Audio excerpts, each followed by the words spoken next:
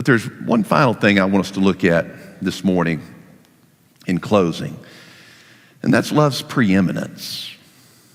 Jesus said in verse 12, "This is my commandment, that you love one another just as I have loved you."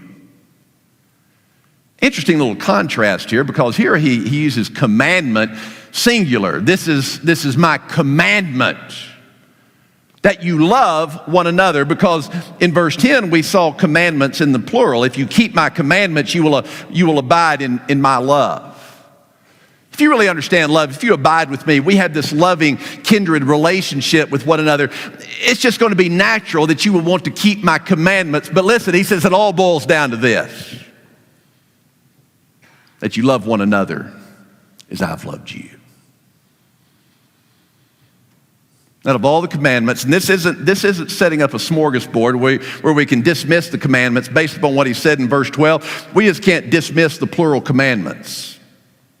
We can't come to it and say, well, that commandment I really don't like.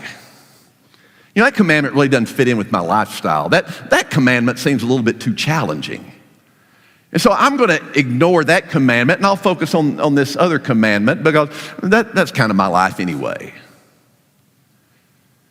But Jesus says all these commandments, they take care of themselves when you love me the right way. But this is what it all boils down to. He says that you love one another just as I have loved you.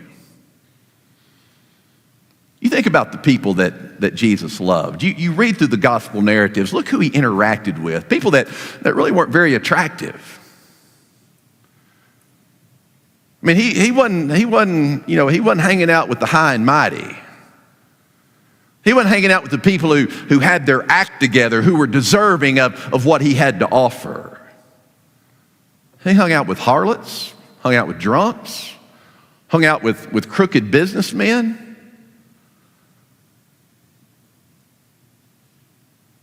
You love one another as I've loved you. You see, we've gotten into this mindset somehow in the Western church that we have to separate ourselves from those kind of people. In fact, there's kind of a generation that's almost scared, a generation of Christians that act like they're scared of the world. Well, they say some pretty mean things. They talk pretty harsh. I really don't want to, they use some pretty rough language.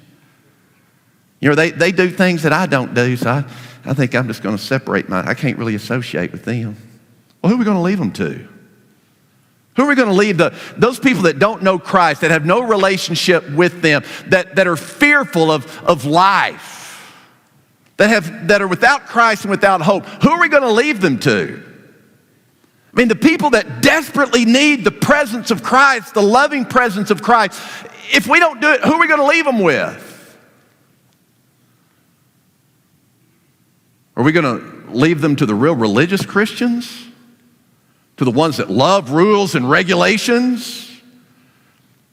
Are those the ones we're going to send out and allow them to, are we going to leave them to make an impression on these people about who Christ is? On the people who are real self-righteous, the ones that are real judgmental, the ones that are always wagging their finger about, you're going to go to hell for that? Is that who we're going to leave them to? That model hadn't worked well.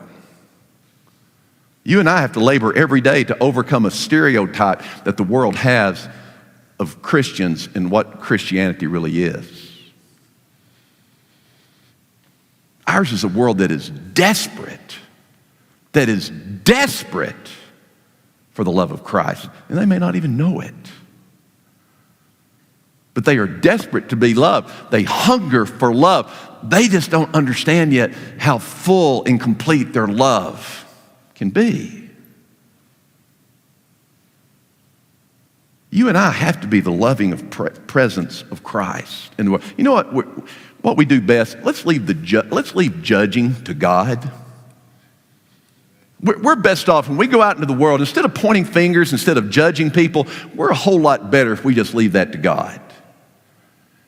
Because I don't know about you, but I really don't have the capabilities of looking into a person's heart and knowing the full story of why they do the things they do. God does.